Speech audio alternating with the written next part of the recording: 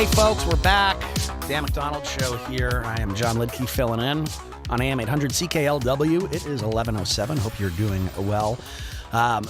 It's been 20 years since Kenny Hotz and Spencer Rice decided to get onto Canadian television with a cult classic show now, Kenny versus Spenny. It lasted for 6 seasons, and they engaged in competitions with each other, providing glory for the winner and humiliation for the loser. And they have been taking their tales of the program on tour for a number of years across the country. But with it being the 20th anniversary, they thought that it was a great time to celebrate with a North American tour. And they are making a stop in Windsor tomorrow night at Rockstar Music Hall. And I am just so glad to be joined right now by Kenny Hotz and Spencer Rice. Kenny, how you doing?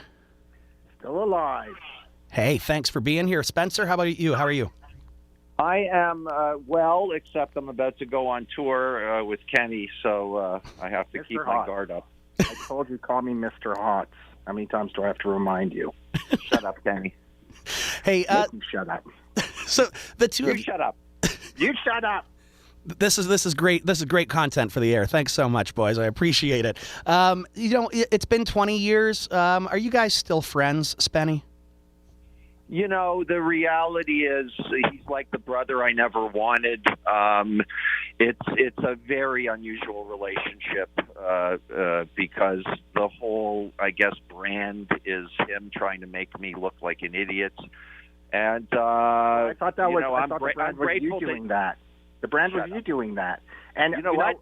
I'm Spencer's best friend, but he's not my best friend. He asked me a question. I'm answering the question, Kenny. You answered it. You're answering it too long. Kenny, do you consider Spencer one of your friends? No. No. He is, I consider him like an underling, a second banana, kind of like a nobody, a gnat, something that you just sweep under the carpet. Garbage. Literal garbage. What do you know about sweeping? Yeah, it's true. Spencer does clean my house, so he's right. I don't really sweep much. Now, you guys engaged in a lot of competitions back to back across Canadian television for those 6 seasons there. And American international television. We were everywhere from South Africa to Germany to Chernobyl. You name it, we were there. And there were spin-offs too as well. How does that feel that you were able to create something that did span so far-reaching around the world, Kenny? Well, I don't like the fact that you're saying we, because I was the one that created it, and I kind of hired Spencer as an employee for the show.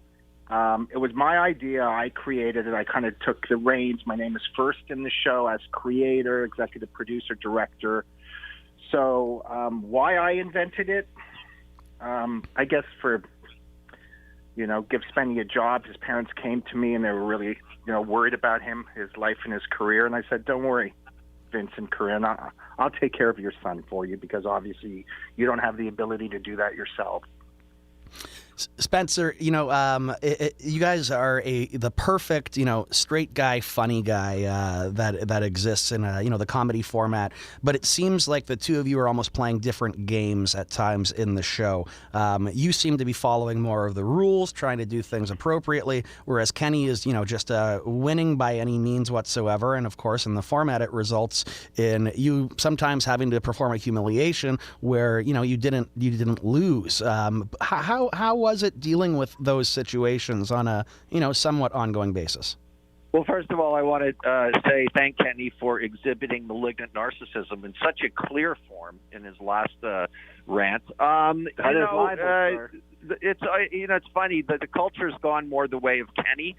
So I turn out to be the guy that's disliked by a lot of the fans because they have no ethics. They don't read. They concern themselves with silly things and not important things. They're allergic to values and to decency and empathy, and that's what they like. So the short answer is I deal with it. I deal with all of it because the money's good. Well, it sounds like you're not paying your phone bill, Spencer. Now, Kenny, on social media, I mean, the show might be over, but the relationship obviously hasn't, nor has the ribbing of one another. And you've got a really dedicated audience that follows you, but there is a real pile-on of Spenny online. And Kenny, it doesn't seem like you really do anything to discourage that. I've given the man a life, a career. If it wasn't for me, he'd be dead. He was a failed real estate agent. He was selling Zodiac cards on the street in Los Angeles. I'm kind of like his Jesus. I've done everything in my power to allow him to feed his family. Everything. Spencer, how do you respond? I'm loath to disagree with him because this is what the fans appear to want. But Kenny's an interesting. Kenny's an interesting character. There's a lot of stuff going on. You have to come to the live show and watch me. I mean, the whole 20th anniversary tour was a bunch of videos that he picked, most of them to make me look bad. And, this is what my career has become, John. I don't know, I don't know what to say at this point. We're 20 years into this nonsense, and I just have to take every night, one night at a time. I've been assaulted. I've been yelled at. I've been harassed on social media. And I make no apologies. Family. I make no apologies, John. I'm a grown man. I'm going to be 60 years old at the end of March, and I've made decisions in my life, and I have to live with them. As Kenny, as Spenny was just saying, you guys are getting older.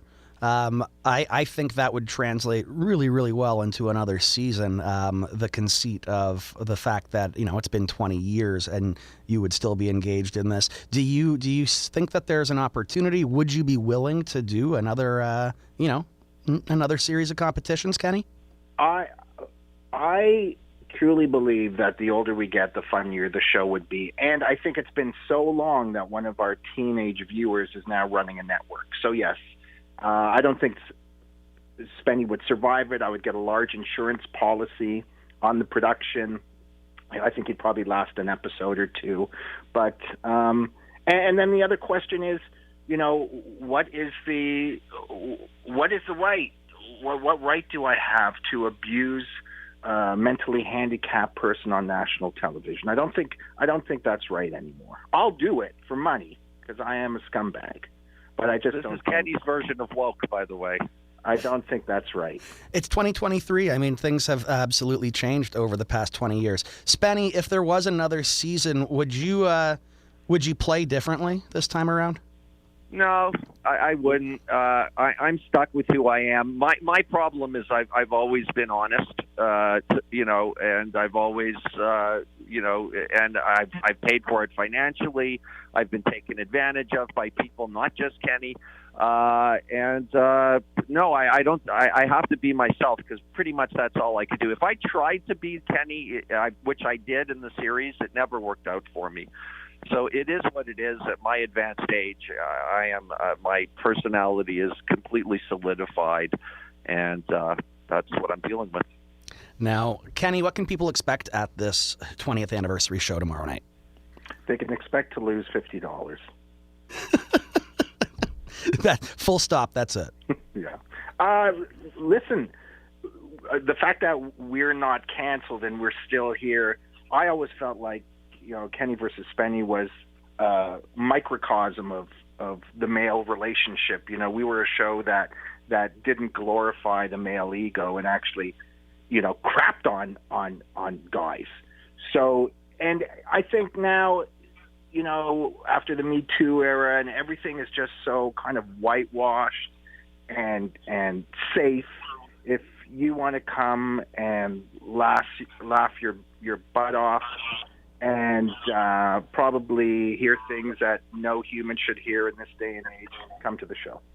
Yeah, full disclosure, when I brought you guys into my cannabis lounge a couple times a few years ago, lots of laughs, but also definitely not a PG-13 show by any means. Spencer, it's going to be St. Patrick's Day tomorrow, of course. Is that going to make the show unique in any way? Well, Kenny doesn't want me to get too drunk at the shows because I have a drinking problem, and I tend to, if I don't eat and I drink too much, I get too rowdy. I have to agree with him, so it's going to be a challenge. I didn't even realize it was St. Paddy's Day, but I'm generally allowed beer and no whiskey, and he always asks me if I've eaten. So this is what it's become in my old age. Yeah.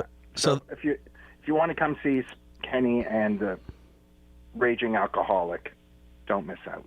I was going to say the competition tomorrow then is see which audience member can buy Spenny too many beers to cause a problem. Then no, I don't drink people's shots generally, and I don't want them to touch me during the meet and greet. I don't care about any of their issues or families that couldn't make it.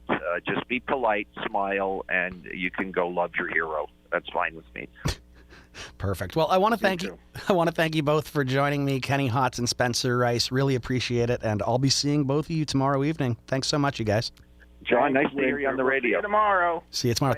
Thanks so much. Cheers. That is Kenny Hotz and Spencer Rice of the Canadian cult classic Kenny vs. Spenny. You can check them out tomorrow night for their 20th anniversary show.